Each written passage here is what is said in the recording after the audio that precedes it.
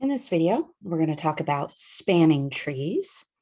So let G be a simple graph. A spanning tree of G is a subgraph of G that is a tree containing every vertex of G.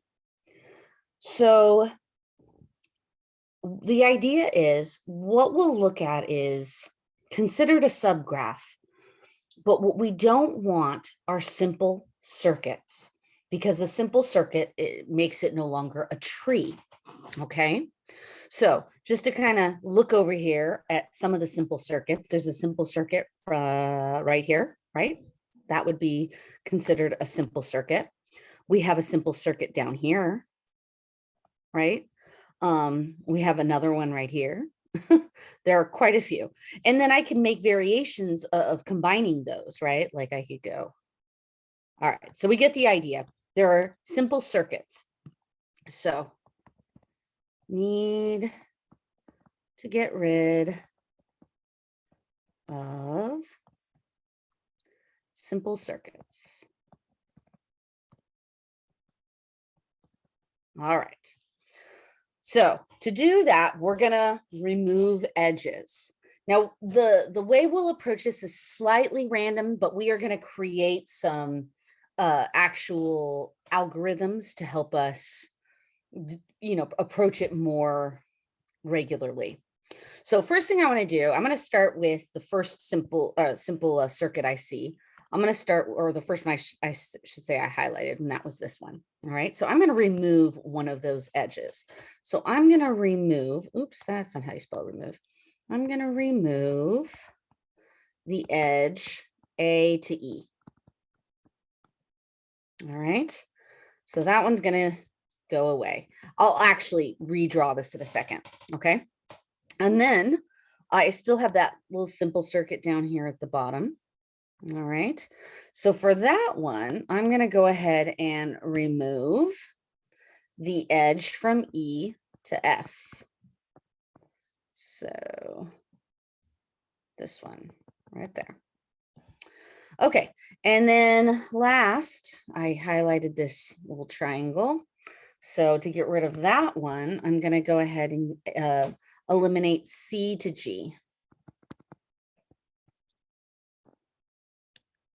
All right, now I'm going to redraw this. So my circuit's going to go from A to B, and I'm just going to kind of do it small, then to F, and then we're going to go to G, also to C, and then this one links over, and this one goes there. Okay, and what I'm left with is all of the vertices are connected. Oops, that's a C, not a G. All the vertices are connected, and there are no circuits any longer. But this kind of approach where you just kind of eliminate one feels a little willy-nilly, and you could have done it differently depending on which side you decide to get rid of. All right. So before I show you the first algorithm, I did forget to put a theorem in here that's significant. So let's write it in. It's good to write it down. So a simple graph is connected if and only if it has a spanning tree.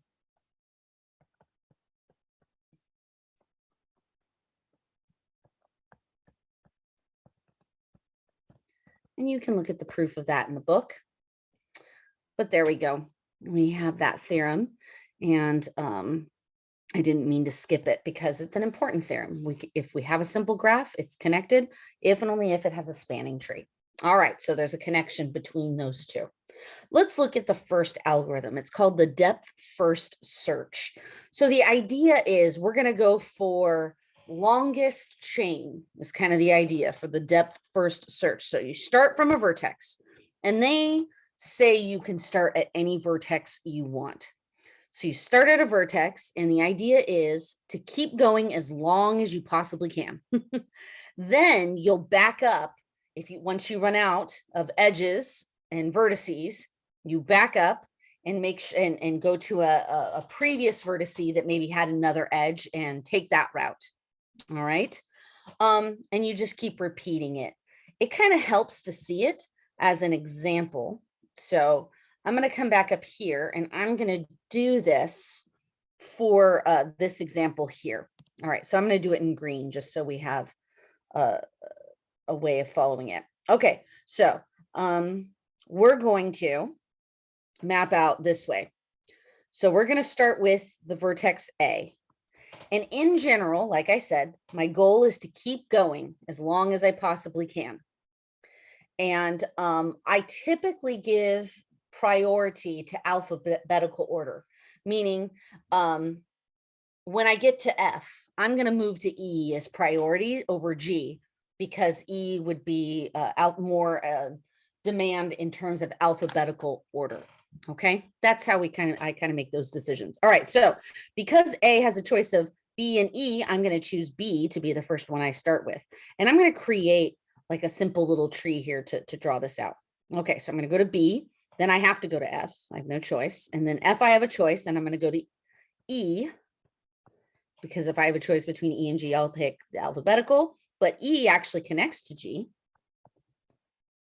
and G connects to C, and C connects to D.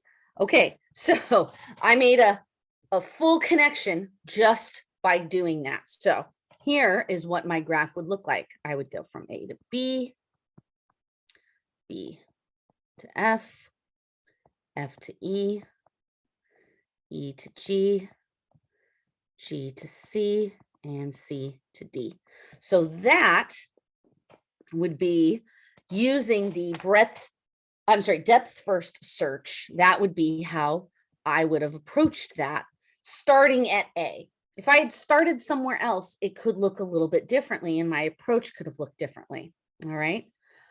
All right. So just so you kind of see how that works, let's go ahead and try another. So in this example, we're given this graph. Again, we can start where we want. And in fact, I'll start in two different places to kind of show you what will happen. All right. So I'm going to start with A again. Now this time, rather than do the tree that I did, I'm going to list the vertices edges. This is kind of how they did it in the homework online. So I'm going to go from A to C. And then given a choice, C is going to go to B. Okay. Now I have to backtrack, back up to C, and then C is going to go to E. Now I have a choice. I can go to D or F, but I'm going to choose D because I'm going to go with the earlier letter of the alphabet. Then D, I'm going to go to F. I have no choice. Now F, I have a choice, and I'm going to choose G. Alphabet. G is priority. G will then go to H. And now I get to choose, and I'm going to go H.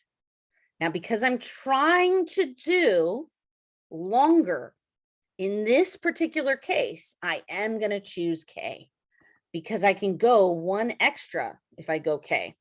So I'm going to go H to K and then K to J.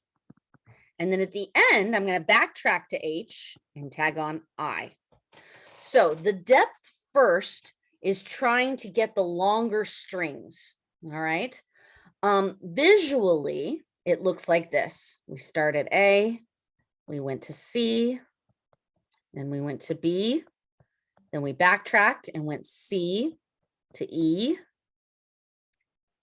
to D, to F, to G, to H, to K, to J. All right, longest we could. Backtracked up to H, got in I, and there we go. So it's these long chains that is the hallmark of depth first, okay? Trying to get as many in a row as you can. That's the idea. So we are motivated by choices, being that we want to get the longest possible path. But sometimes we can do the paths multiple ways, and therefore I choose alphabetical order as the other priority. All right. Now I want to actually draw what's left. So A to C to B to E to D, F, G, H, K, J, and then back up here to I. And there we go. That would be a spanning tree for this using the depth first. Okay, now it works if I start somewhere else. Like let's start at F this time. So if I start at F, okay, I have a choice. And it doesn't quite matter which one we go, but therefore I'll start with the alphabetical. So I'll go F to D. And then, oops, F to D. And then D to E. Then E to C. And then I'd go C to A. Oops. Backtrack to C, and I'll throw in B. Now I'm done. I have to backtrack to F, all the way back to F. So I'm going to go F to G, G to H, H to K, because again, I'm given a choice. I'm going to try to go longer. K to J, and then H to I. Wow, got a little muddled there. H to I. There we go. Okay, so there's me listing the edges on that one. This tree is going to look a little bit differently. I'm going to squeeze it in here. I think I can. So here we go. We have F. F goes to D, E, C, A, backtrack to C, get B, backtrack to F, and then at F, we go to G, H, K, L, backtrack to H, and go to I. So that is how the tree setup looks like for that, if we're just kind of listing it out by levels. All right. Here's what's cool though. It actually does the same map. It goes F to D. This one's E, C, A, backs to B, then G, H, K, L, J, and then up to I. So it's kind of cool. It actually did the same exact map, even though we started at a different vertex. And then they actually kind of mention that the ones that get skipped, they refer to those as back edges. And it's something that does have applications in computers. Okay, there's the algorithm in the pseudo code if you want to kind of take a peek at that and see what it would look like. But there is another algorithm, and it's breadth first. So depth is implying that we try to do the longest ones possible. Breadth is implying that our goal is to branch out with as many on level 1 as possible. So here our goal was to get height, right? We were trying to get long list of levels. So this one had 1, 2, 3, 4, 5, 6, 7, 8 levels going from A, right there, right? 8 levels. Whew. But with breadth, we're interested in actually getting more on the same level. All right. So more on the same level, and then we branch out and kind of stay with that idea. All right. Okay, so this time since we're trying to get more levels, what we want to do is it'd probably be smart to pick vertices that have a lot of options, edges coming right off of them. So off the bat, I see that I have some choices. E is a good one. I have 4 edges coming off. Same with I. And F, all 3 of those. So I'll choose E as my starting point. So E will be my first one. Okay, so here's how it's going to look. E is going to map out to all 4 of those vertices, and I'll do it in alphabetical order. So I'll start with B, And then this one will go to D. This one will go to F. And then the last one will be I. All right.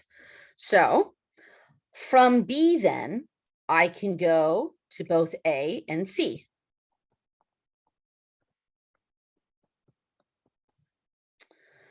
So those are now, I'm going to cross off all the ones that I've used. Kind of gets a little bit confusing. So I've visited both of those. Okay.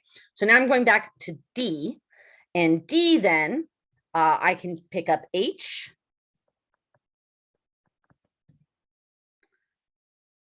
All right. F, I can do both G and J.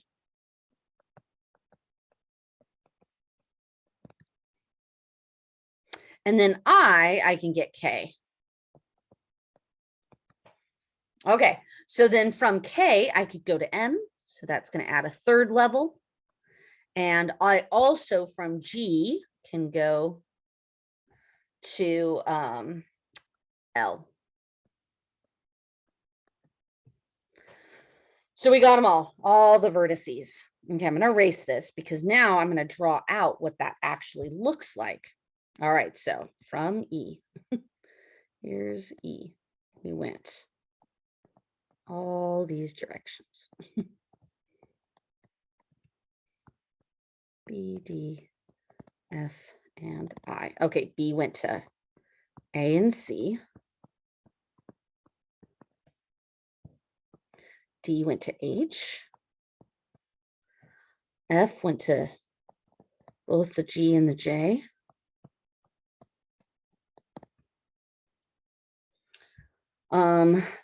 And then I went to K, and then K picked up M, and G picked up L at the very end. And there we go. That is how we would set up a breadth first version of this spanning tree. And here is the pseudocode for it. And then they do one more example when we have directed graphs. All right. So with directed graphs, we want to begin at vertex A and follow the direction. Okay. Now, there is a typo here, and when we get to it, I will show you. All right. But here, let's look at this. So we would start at A, and then because of the direction, we could either go to B or E, but I'll go ahead and prioritize alphabetical. However, I just want you to notice that if we went to E, we would be stuck. Okay. Oh, I hope you see that because the directions are all going into E. So B is the better one anyways. All right. So B, I'll prioritize C. And then I would go to G. And once I get to G, I have to stop. And if I go back up to C, I can't do anything else because the direction's the wrong way. So I'd have to go back up to B. And here is where they made a mistake. They said to return to C, and it should say B, not C. So if you can turn that into a B. So we go back up to B, and we go along this direction here. And we can't go to J, and we don't want to go to G. We already have G. So let's pick up E. And we're done. E is a dead end. All right. And now I'm done. I can't actually go back up to A. So I'm going to go by the alphabet. I've done A, B, C. So I'm going to pick up at D. Okay. So I'm at D. D is going to go to H. I don't need G. I do need I'm sorry, L. And then I can go to K. And then I could go to J. And darn it, I can't pick up I. So the last one would be to pick up I. And this is the maps of what we just drew on there, showing the paths that we were able to do. And they mentioned that this has applications in even search engines like Google. And there you go, spanning trees.